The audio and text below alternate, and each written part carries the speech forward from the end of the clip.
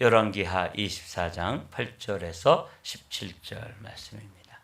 여호야킨 왕에 관한 말씀, 이런 제목으로 말씀 나누겠습니다.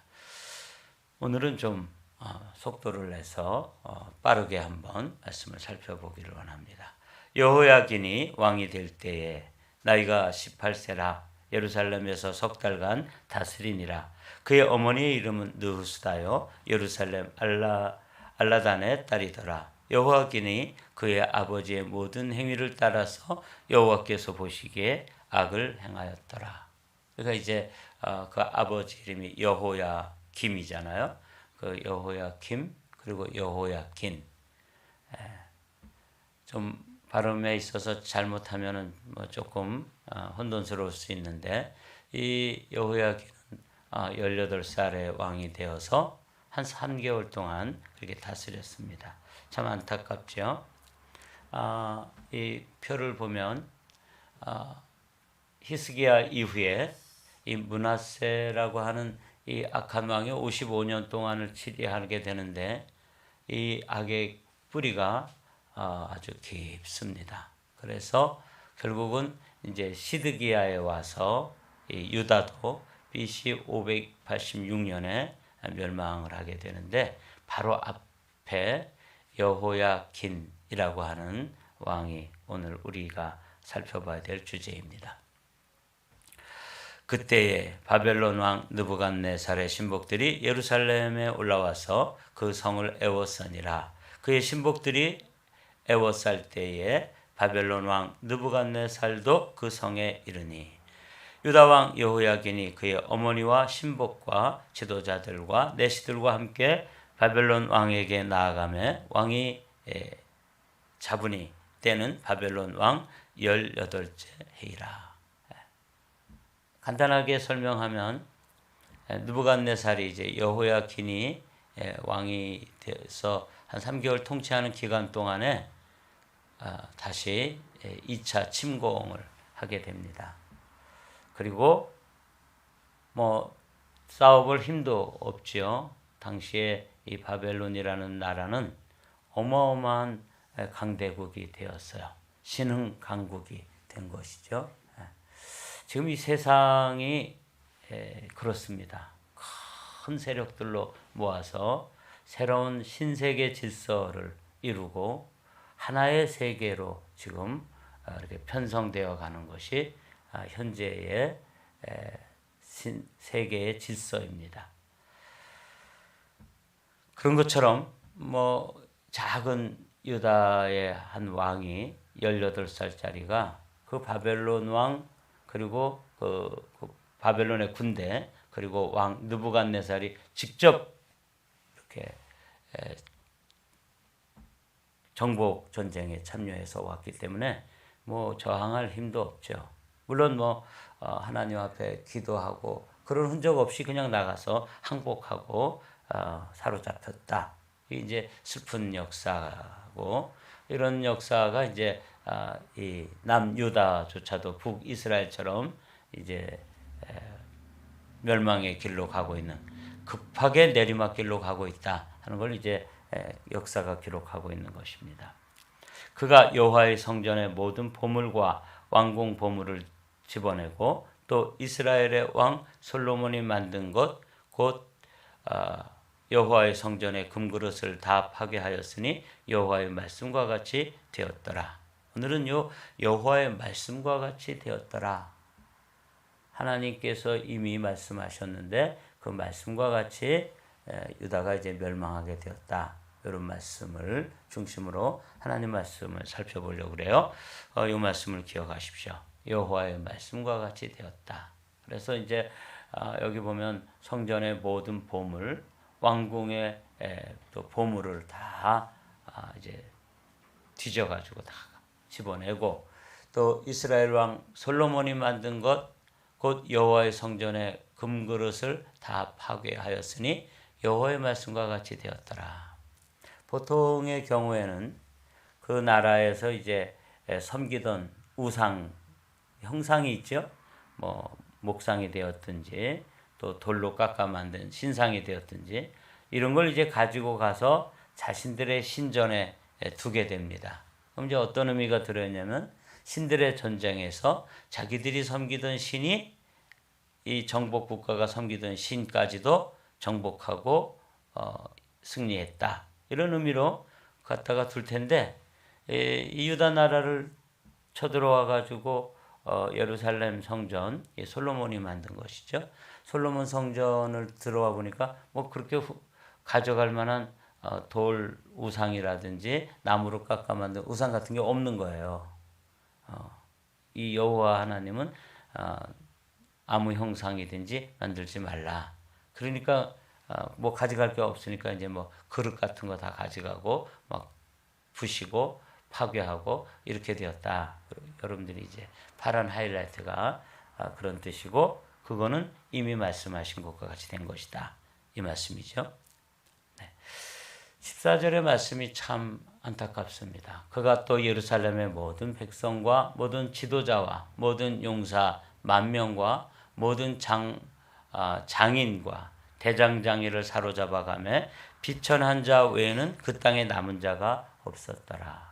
그러니까 이제 특별한 기술도 없고 뭐 그냥 유다 땅에 남겨두어도 다시 힘을 모아가지고 봉기를 일으키거나 바벨론에 대해서 대적을 하거나 이럴 수 없는 그냥 아주 아무것도 아닌 사람들, 비천한 자라고 그랬죠. 이런 사람들 외에 전문인들이라든지 지식인들이라든지 처음에는 이제 왕족들과 귀족들을 잡아갔는데 이번에는 그 왕족들, 귀족들 외에도 모든 사람들, 뭐 쓸만한 사람들은 다 잡아간 거예요. 특별히 이 대장장이라든지 장인이라든지 이런 사람들은 요즘으로 말하면 원자력 기술을 가진 그런 학자들, 그다음에 로켓을 만드는 학자들, 뭐 핵 기술을 가진 학자들, 뭐 이런 사람들이에요. 지금으로 말하면 그게 이제 당시에는 그냥 장인, 대장장이 이러지만 이 철기 문화에서 이 대장장이들은 굉장한 기술을 가진 사람들이잖아요. 그래서 얼마나 그 단단한 칼을 만들 수 있느냐 이게 이제 당시에 세계를 정복하느냐 안 하느냐의 관건이기 때문에 이런 핵심 기술자들을 다 잡아갔다 그런 뜻이죠. 그가 여호야긴을 바벨론으로 사로잡아가고 왕의 어머니와 왕의 아내들과 내시들과 나라의 권세 있는 자도 예루살렘에서 바벨론으로 사로잡아가고 또 용사 7,000명과 장인과 대장장이 1,000명 곧 용감하여 싸움을 할 만한 모든 자들을 바벨론 왕이 바벨론으로 사로잡아가고 바벨론 왕이 또 여호야긴의 숙부 마따니아를 대신하여 왕으로 삼고 그의 이름을 고쳐 시드기야라 하였더라. 시드기야라는 사람이 드디어 이름이 나오죠. 이 사람이 이제 마지막 왕이 되는 그런 인물입니다. 이게 이제 오늘 우리가 함께 17절까지의 말씀인데 오늘은 여호와의 말씀과 같이 되었더라. 지금 여호야긴이 한 3개월 동안 왕이 되었다가 아주 탈탈 털려가지고 자기도 포로로 잡혀가고 왕비, 뭐 왕의 어머니, 그 다음에 뭐 다른 그 전문인들 다 사로잡혀가 그런 상황이에요. 이 아수르라고 하는 나라는 어느 나라를 정복하면 이주 정책을 썼습니다. 그 나라에서 다른 나라로 이렇게 갔다가 이주해서 살도록 그런 이주 정책을 써가지고 혼혈을 시켰죠. 그래서 정통성을 무너뜨렸다면 이 바벨론이라는 나라는 포로로 잡아가지고 자기 나라에 데려다 놓고 더 이상 그 나라에서 세력을 모아가지고 바벨론 나라에 대적하지 못하게 하는 그런 방식으로 이제 정책을 썼던 것이죠. 근데 이제 이와 같은 것이 다 하나님 여호와의 말씀으로 되었다. 그래서 오늘은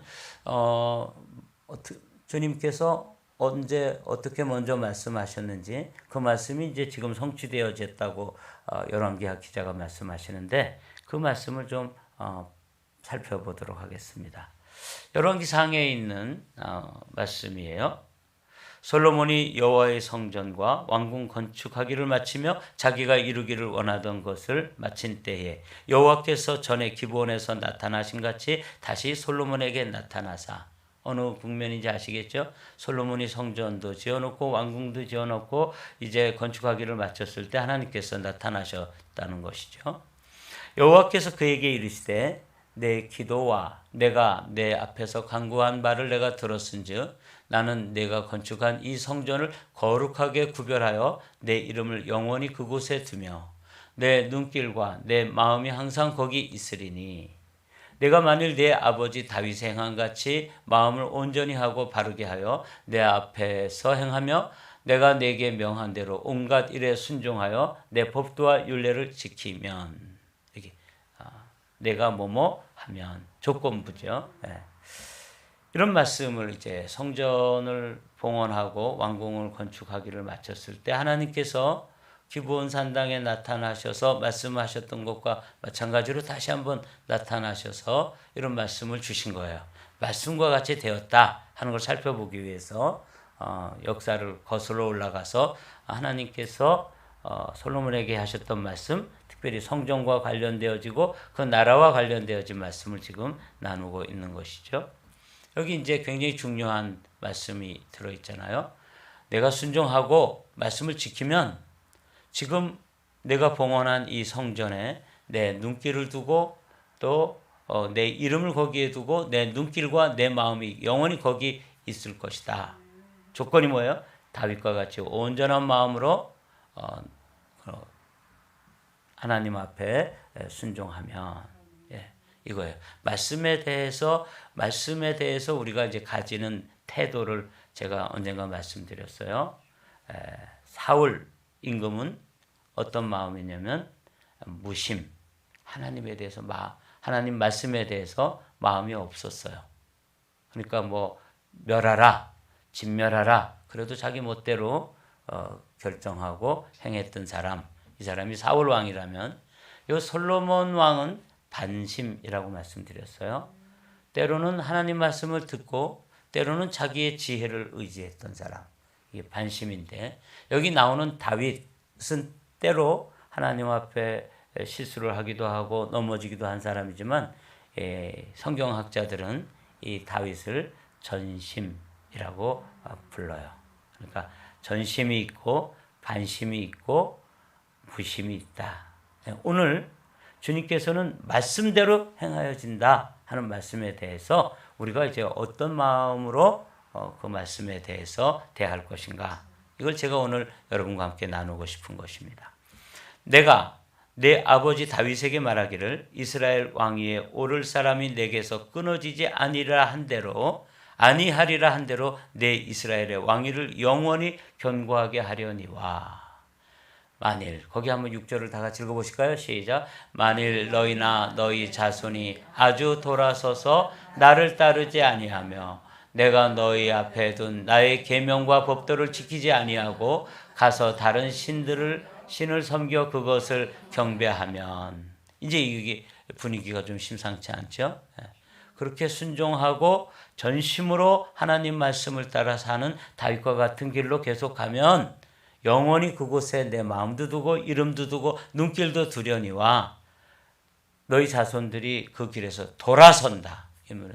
아주 돌아서서. 이게 이제 대표적인 인물이 누구예요? 므낫세라고 하는 인물이었던 것이죠. 7절부터 한 번 더 8절까지 읽어보겠습니다. 내가 이스라엘을 내가 그들에게 준 땅에서 끊어버릴 것이요. 아주 돌아서면 어떻게 하신다고요? 끊어버린다. 내 이름을 위하여 내가 거룩하게 구별한 이 성전이라도 내 앞에서 던져버리리니. 굉장히 준엄한 말씀이에요. 이걸 솔로몬이 받았어요. 이 말씀대로 되어지는 게 지금 오늘 주제입니다. 끊어버릴 것이요, 던져버릴 것이요, 이렇게 나오죠. 이스라엘 모든 민족 가운데서 속담거리와 이야기거리가 될 것이며, 사람들에게 야, 하나님이 택한 백성 그게 뭐야? 저렇게 되려고 그랬던 거야? 이렇게 이제 사람들에게 비웃음거리가 될 것이라는 거죠. 이 성전이 높을지라도 지나가는 자마다 놀라며 비웃어 이르되 여호와께서 무슨 까닭으로 이 땅과 이 성전에 이같이 행하셨는고 하면, 아주 돌아서서 하나님 여호와 하나님을 등지고 무심의 길로 가면, 이게 이제 무심, 반심, 전심 중에서 무심을 택하면, 말씀을 순종하지 아니하고 불순종하면 이렇게 된다는 것이죠. 9절 대답하기를 그들이 그들의 조상들을 애굽 땅에서 인도하여 내신 그들의 하나님 여호와를 버리고 다른 신들을 따라가서 그를 경배하여 섬김으로 여호와께서 이 모든 재앙을 그들에게 내리심이라 하리라 하셨더라. 그렇습니다. 그러니까 열왕기상 9장 1절에서 9절 말씀을 우리가 지금 함께 읽었는데, 솔로몬에게 이제 이렇게 말씀하시고 분열 왕국이 된 후로 아주 숨가쁘게 지금 19번째 왕 여호야긴까지 달려왔는데, 그들이 살았던 삶을 지금 이렇게 하면 이렇게 해 주실 것이고 저렇게 하면 저렇게 대해 주실 것이다 하시는 하나님의 말씀대로 되었다. 이렇게 됐기 때문에 이 말씀을 살펴보는 거예요. 열왕기하 20장 히스기야 시대에도 이사야 선지자를 통해서 놀라운 말씀이 선포되어집니다. 이 말씀은 바벨론 나라가 아직 힘이 강성해지기 전에 히스기야가 죽을 병에서 살아났을 때 사절단이 왔습니다. 그래서 사절단이 왔을 때 히스기야가 속도 없이 이제 있는 거 없는 거 다 보여줬다 그랬죠. 그랬을 때 이사야가 정색을 하면서 한마디 예언을 하신 것이 말씀입니다.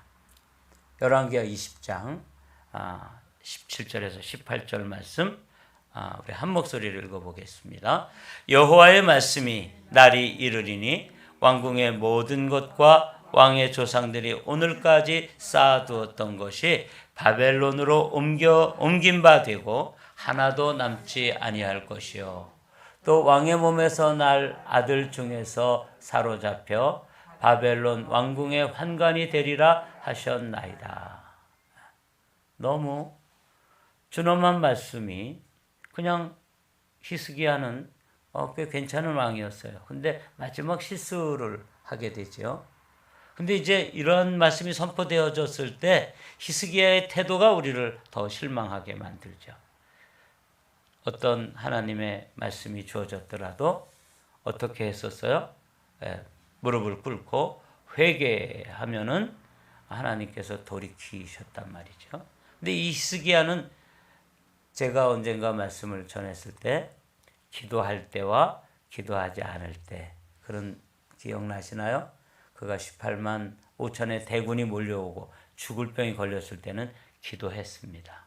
근데 이런 준엄한 심판의 말씀이 주어졌을 때 기도하지 않고, 하나님은 선하시기 때문에 하나님의 말씀대로 이루어지기를 원합니다. 뭐 내 대해서는 이런 일이 안 이루어질 거니까요. 이렇게 했다는 거죠. 사랑하는 성도 여러분, 어쩌면 우리 대에는 히스기야처럼 이런 어려움, 이런 처참한 모양은 겪지 않아도 될지 모르겠습니다. 그러나 정말 우리가 이 말씀 보면서 지금 이 코로나 이후의 시대를 살아가면서 정말 걱정되는 건 우리 자녀들입니다.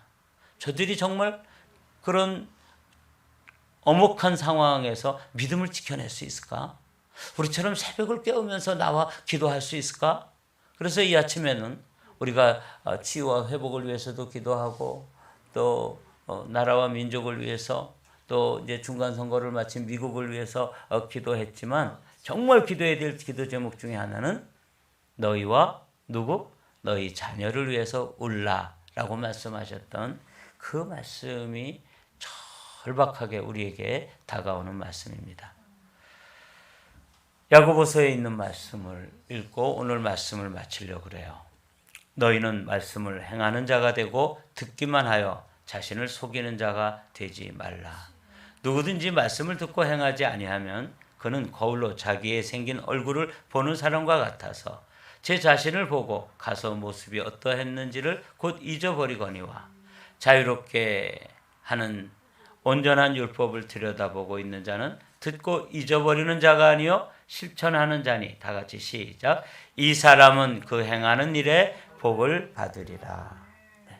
제가 이제 오늘 이 말씀을 여러분과 함께 이제 어떤 결론으로 말씀을 좀 결론 내고 싶냐면, 여러분 교회 와서 말씀을 잘 듣는 일, 이건 중요합니다.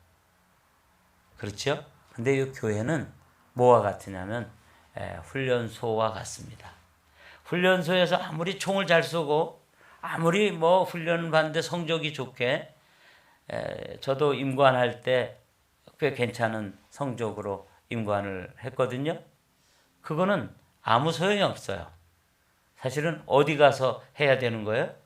실전에 가서. 그러니까 여러분들이 이제 말씀을 실천할 장소가 어디냐면, 교회 와서 뭐 말씀 잘 듣고 교회 와가지고 뭐 훈련받고 뭐 또 말씀으로 훈련받고 기도로 훈련받고, 요거는 뭐냐면 실전에 배치됐을 때 그걸 이제 그 말씀에 순종하고 기도에 순종하고 기도로 싸워 이기고 그래야 된다는 거예요. 자, 그러면 관건은 어디냐면, 우리가 이제 기도를 오늘 우리가 함께 마친 후에 저 성전 문을 나서는 그 순간부터가 뭐예요? 듣고 행하는 자가 되느냐, 듣고 행하지 않는 자가 되느냐, 여기에 관건이죠. 문을 나서는 순간부터 이제 이 말씀이 우리 안에 능력이 되느냐, 말씀은 그냥 듣고 참 좋은 말씀이야, 그리고 그냥 잊어버리는 자가 되느냐, 요거라는 거죠. 파란 하이라이트 22절 말씀 다 같이 읽겠습니다. 시작. 너희는 말씀을 행하는 자가 되고 듣기만 하여 자신을 속이는 자가 되지 말라. 제가 이 말씀을 적어놓고, 야, 목사도 이렇게 살 수 있겠구나. 제가 강단에서 설교하는 것으로 다가 아닌 것이죠. 여기서 믿음의 말을 선포할 수 있어요, 없어요? 있습니다. 여기에서 어디 인터넷에서 잘 뺏겨다가 여러분들한테 말씀 드릴 수 있어요. 이게 다가 아니에요. 이거는 뭐예요? 말씀을 전할 뿐이었죠. 그 다음에 저는 뭘 해야 돼요? 전하고 나서 요 강단을 내려가서 뭘 해야 되는 게 중요한 거예요? 사는 게 중요한 것이죠.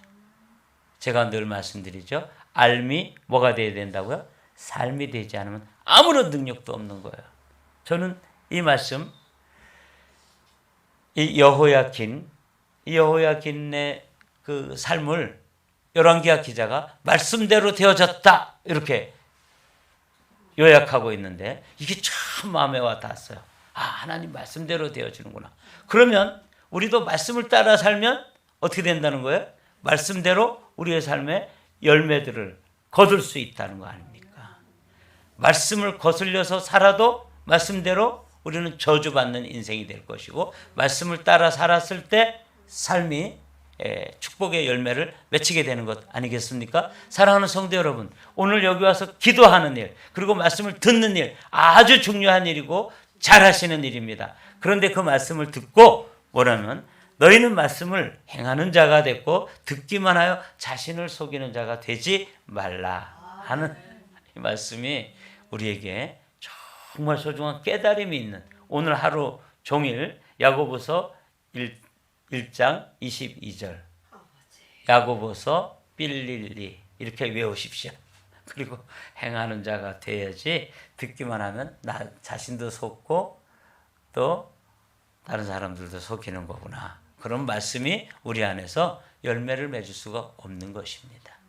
아주 중요한 말씀, 여호야긴을 통해서 반면교사로 오늘 받은 이 말씀이 여러분 평생의 신앙생활하는데 지침이 되기를 주님의 이름으로 축복합니다.